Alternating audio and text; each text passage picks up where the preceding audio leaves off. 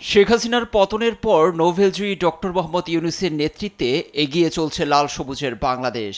বিশ্বজুড়ে যখন তার নেতৃত্বের প্রশংসায় পঞ্চমুখ, তখন অন্তর্বর্তী সরকারকে প্রশ্নবিদ্ধ করতে পিছু লেগেছে একদল।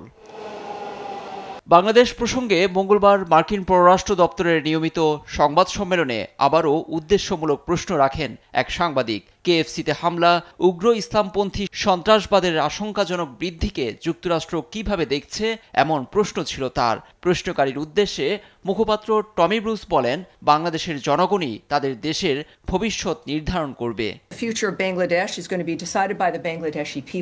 বাংলাদেশের অভ্যন্তরীণ বিষয়ে হস্তক্ষেপ না করে আমরা সেখানকার কর্তৃপক্ষের সঙ্গে যোগাযোগ রেখেছি। প্রতিটি দেশের নাগরিকদেরই উগ্রবাদ ও সহিংসতা মোকাবেলা করতে হবে, আর বাংলাদেশের ভবিষ্যৎ নির্ধারণ করবে বাংলাদেশিরাই।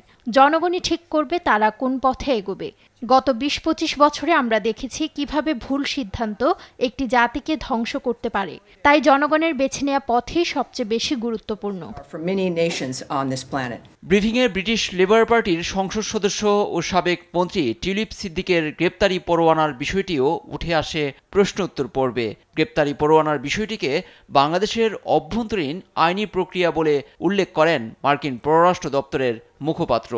Are a matter for the Bangladesh authorities to handle, and of course, talking with them matters a great deal as well. Lutfur Kabir, news desk, Desh TV.